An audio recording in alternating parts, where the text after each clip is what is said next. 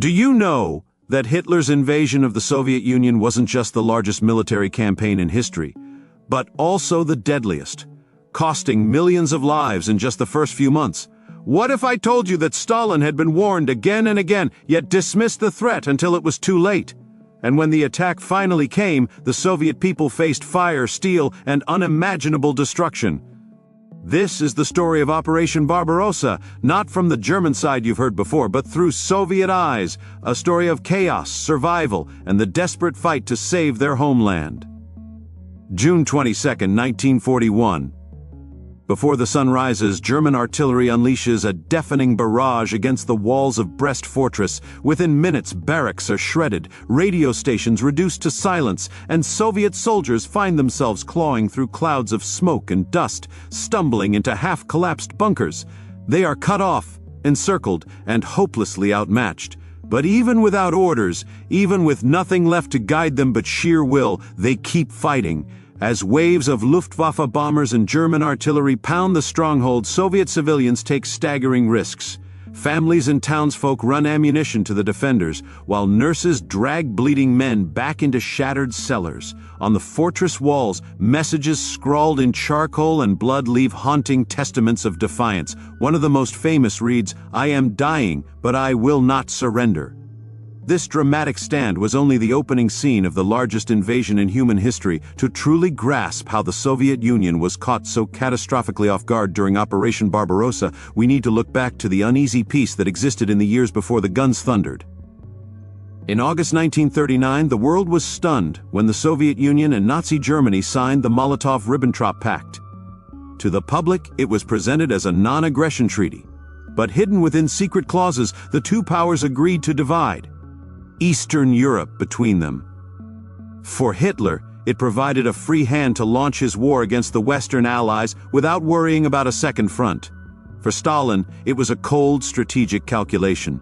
The pact bought him time. It drove wedges between Britain and France, complicating their diplomacy and leaving them more isolated. It also allowed the Soviet Union to expand westward, absorbing eastern Poland, annexing the Baltic states, and seizing Bessarabia and northern Bukovina from Romania. On paper, the Red Army seemed to have increased its strength by pushing its frontier hundreds of kilometers closer to Europe. Yet this expansion was a double-edged sword, creating glaring vulnerabilities that would only become clear when the Germans struck. Even as Stalin congratulated himself on these moves, ominous reports began filtering in.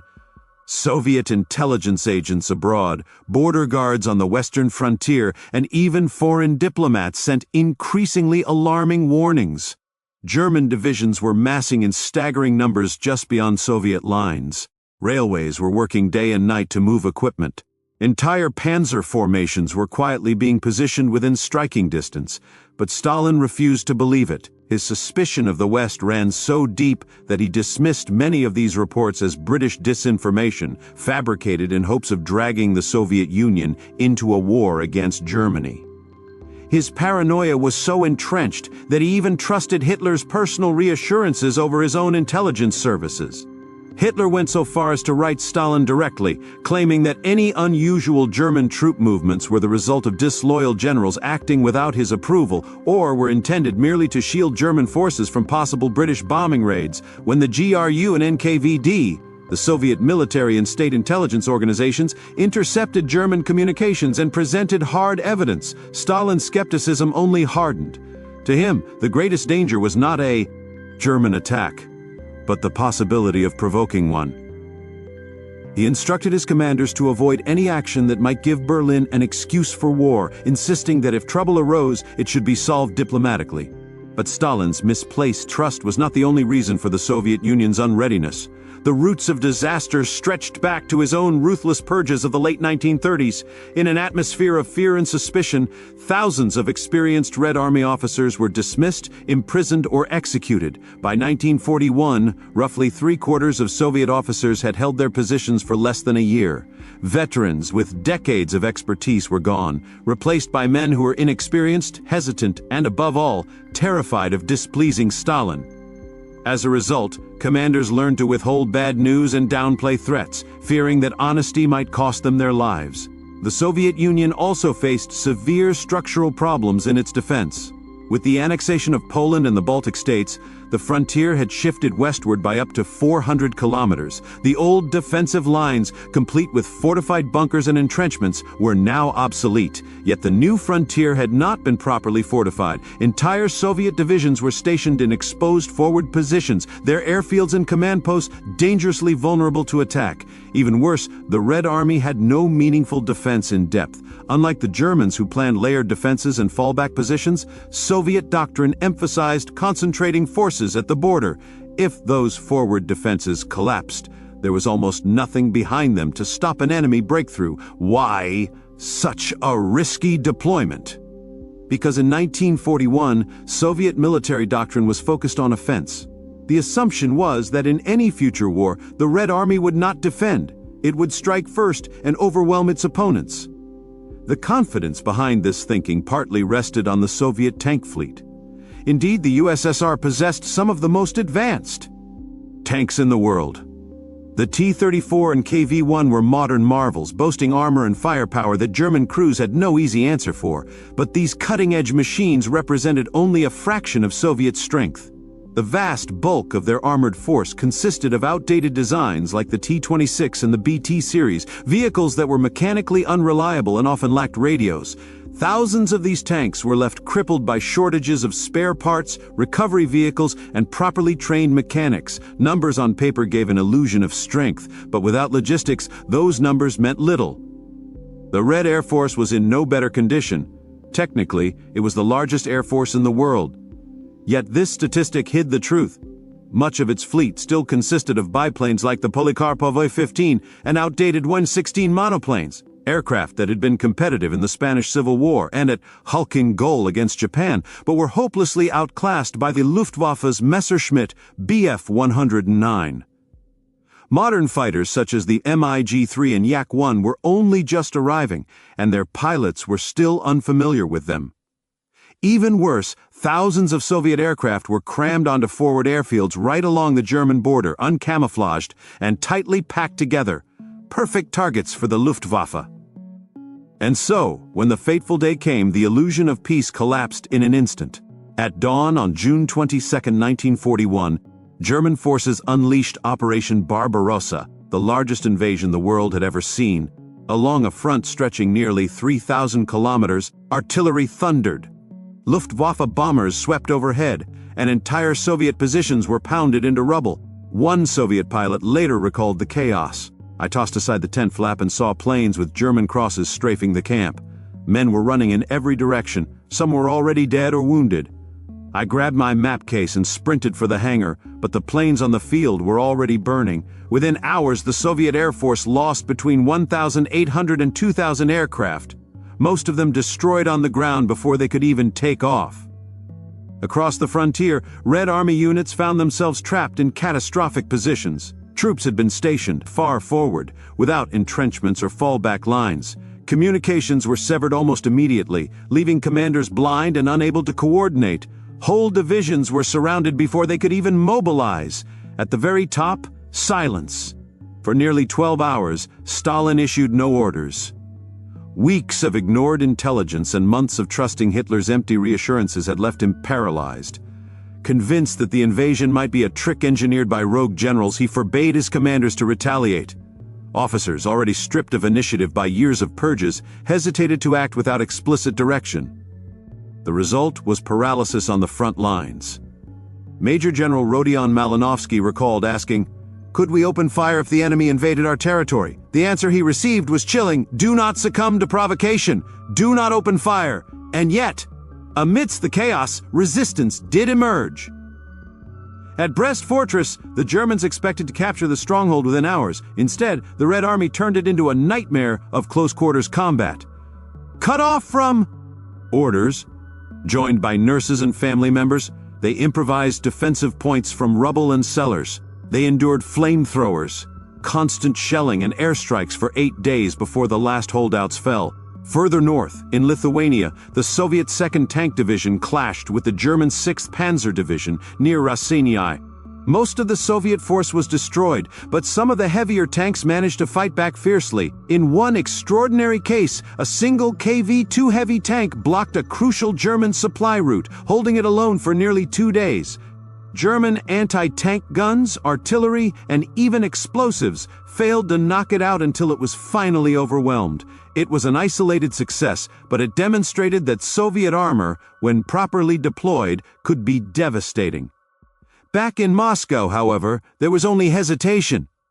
Even as German armies poured across the frontier, Stalin clung to the belief that Hitler would restrain them. He refused to believe that the full might of the Wehrmacht was advancing on the Soviet Union. He even attempted to reach Berlin by telephone, hoping the German leader would rein in his commanders when the truth could no longer be denied. Stalin still avoided speaking directly to the Soviet people. Instead, it was Foreign Minister Vyacheslav Molotov who announced on the radio that the USSR was under attack. Only on June 23 did Stalin authorize concrete military measures, forming the Stavka, the Supreme High Command, under Marshal Semyon Timoshenko. For the first time, the Soviet Union was officially at war. The coming weeks were catastrophic. On the Western Front, Soviet armies tried desperately to slow the German blitzkrieg, but poor coordination, lack of reserves, and logistical breakdowns made disaster almost inevitable. At Bialystok and Minsk, 4 entire Soviet armies were encircled and annihilated. By July 9th, over 340,000 Soviet troops were dead, missing, or prisoners. Thousands of tanks and aircraft were destroyed. In the south, the situation was hardly better. German and Romanian forces surged into Ukraine, racing toward the Dnieper River. By early August, 2 more Soviet armies were trapped in the Uman pocket, adding tens of thousands more to the mounting toll. Meanwhile, the Luftwaffe ravaged Soviet infrastructure. Bombing raids targeted factories, railway junctions, and supply depots. Retreating columns clogged the roads and railways, mixing soldiers with civilians in a desperate exodus. Ammunition dumps were blown up to prevent capture. Airfields had to be abandoned in haste. The Soviet war machine was staggering under the weight of the German onslaught, and yet this was only the beginning of the most brutal struggle of the Second World War. The scale of the disaster in the summer of 1941 forced the Soviet Union into a desperate and unprecedented response. As German forces pushed relentlessly eastward, entire factories were dismantled piece by piece, loaded onto trains, and shipped thousands of kilometers into the Soviet interior. It was an extraordinary logistical effort. Steel mills, tank assembly lines, and aircraft plants were uprooted from Ukraine, Belarus, and Western Russia and sent to the relative safety of the Urals, Siberia, and Central Asia. Machines were disassembled under fire, shipped in convoys vulnerable to Luftwaffe attacks, and reassembled in makeshift facilities. Workers, many of them women, teenagers, and the elderly, followed the machinery eastward. The process was chaotic, but it worked. The Soviet Union was preserving its industrial backbone. By moving production out of the reach of the Wehrmacht, the USSR ensured that it could continue churning out the tanks, rifles, and aircraft needed to sustain the war effort. Meanwhile, in Moscow, the Soviet leadership began to emerge from its earlier paralysis. After remaining silent for 10 days following the invasion, Joseph Stalin finally addressed the nation on July 3rd. His tone was grim but resolute. Gone was the aloof language of the party secretary. In its place, Stalin spoke directly to the people, invoking the defense of the motherland itself. He called on soldiers and civilians alike to stand and resist, to sabotage German forces behind the lines, and to prepare for a long and merciless struggle. For many listeners, it was the first time they had heard Stalin speak with such raw urgency. The speech marked a turning point. There would be no more illusions of diplomacy. The Soviet Union was fully at war, and survival demanded total mobilization. By August, Stalin had quietly assumed the role of Supreme Commander-in-Chief, though at first his involvement was understated. His authority soon became absolute, placing the defense of the entire Soviet Union squarely on his shoulders. By mid-July, the Red Army was battered and bloodied, but not broken. Even as Army Group Center surged toward Moscow, Soviet forces managed to slow their advance at Smolensk. Marshal Semyon Timoshenko threw every available unit into the fight. Smolensk eventually fell, and many Soviet armies were encircled, but the delay was costly for the Germans. Large numbers of Soviet troops escaped the pocket and rejoined their comrades. More importantly, the timetable for Barbarossa was shattered. German planners had envisioned a lightning campaign that would crush Soviet resistance within weeks, but Smolensk had forced them to bleed valuable time, ammunition, and fuel. Their supply lines, already fragile, grew dangerously overstretched. By late August, the Soviets even managed a limited counterstrike. West of Smolensk, General Georgy Zhukov directed a counteroffensive near the town of Yelnya. The battle was brutal, with enormous losses on both sides, and the strategic gains were modest. Yet symbolically, it was a revelation. For the first time in the campaign, German troops had been pushed back from a position they had seized. The Red Army had proven that the Wehrmacht could be forced to retreat. While massive battles raged across the front, a new form of warfare was emerging behind enemy lines. In Belarus, Ukraine, and Western Russia, bands of isolated soldiers, political officers, and determined civilians began to form the first partisan detachments. Poorly armed and often with little more than hunting rifles or stolen German weapons, these groups struck supply lines, ambushed convoys, and assassinated collaborators. At first their actions were disorganized, but by late summer the NKVD began to coordinate partisan activity more effectively. Guerrilla units were supplied, directed, and gradually woven into a wider Soviet strategy. The impact on German logistics was significant. Every destroyed rail line or burned convoy forced the Wehrmacht to divert men and resources to rear area security, weakening their striking power at the front. The partisan war would only grow in scope and intensity as the conflict dragged on, becoming one of the defining features of the Eastern Front.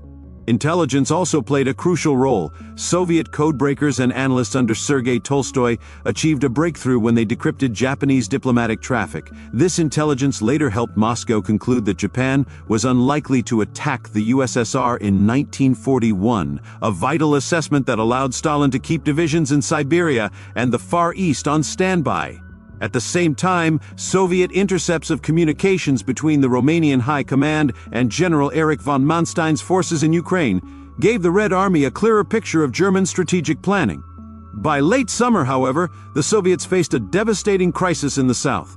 German armored units that had seemed destined to strike Moscow suddenly veered southward, aiming instead at Kiev. Soviet generals on the ground warned of the danger, but Stalin refused to sanction a withdrawal. Convinced that abandoning Kiev would be a betrayal, he ordered the Southwestern Front to hold the line at all costs.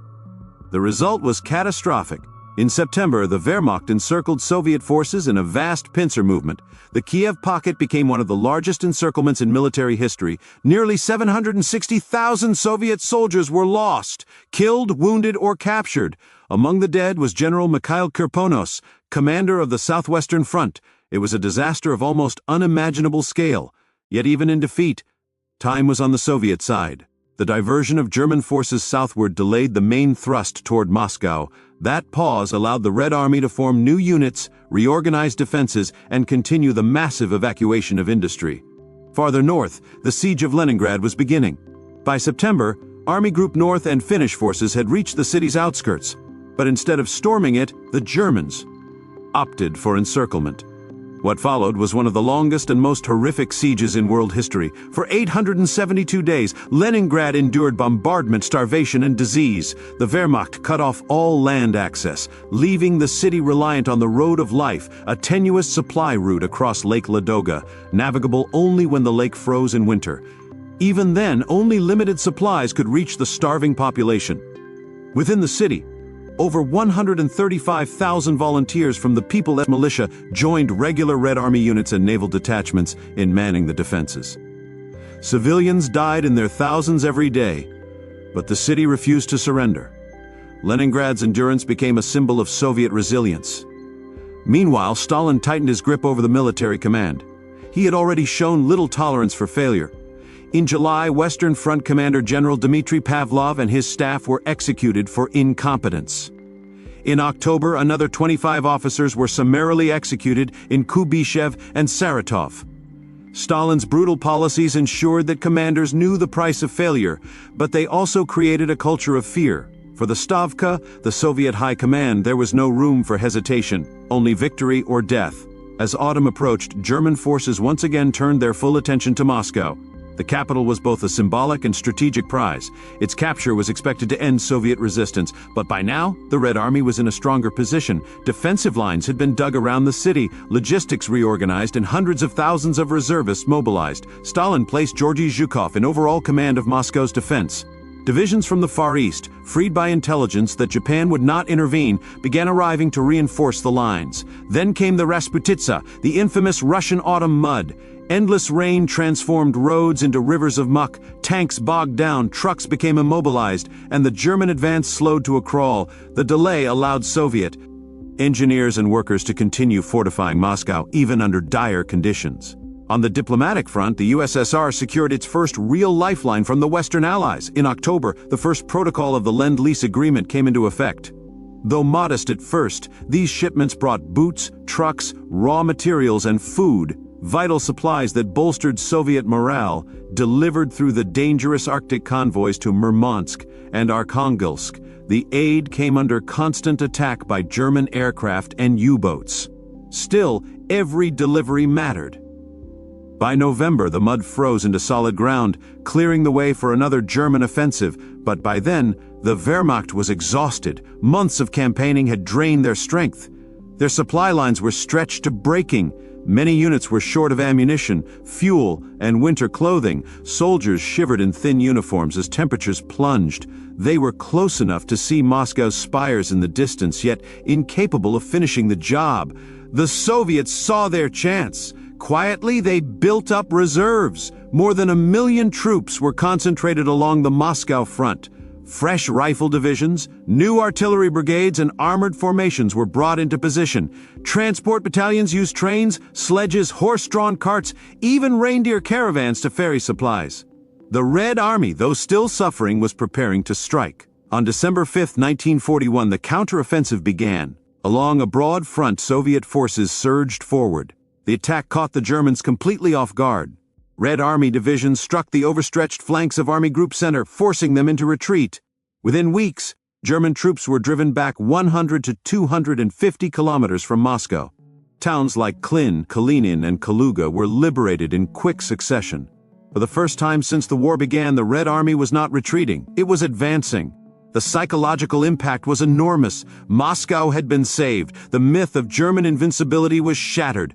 The victory was not absolute. The front eventually stabilized, and the Germans held much of their conquered territory. But the significance could not be overstated.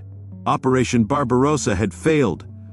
The campaign that was meant to destroy the Soviet Union in a matter of months had instead become a grinding war of attrition. The cost was staggering. Since June, the Red Army had suffered more than 4.5 million casualties, including 2.3 million men captured. Most of those taken prisoner would never return, perishing in German camps. Civilian suffering was immense, with entire cities burned, starved, or left in ruins. Yet the Soviet Union had survived the storm. By the winter of 1941-42, a new reality had taken shape. The war would not end quickly. It would become a total war of nations and economies, a struggle fought not just on the battlefield but in the factories, villages, and homes of millions. For the Soviets, the defense of Moscow marked the moment when survival turned into the possibility of eventual victory. Barbarossa had begun with the Germans expecting to topple the Soviet Union in weeks. Instead, by December, the Red Army was still standing, the Soviet capital remained unconquered, and the Wehrmacht was reeling from its first major defeat. The largest invasion in human history had ended in failure. From this point onward, the Eastern Front would become the decisive theater of the Second World War.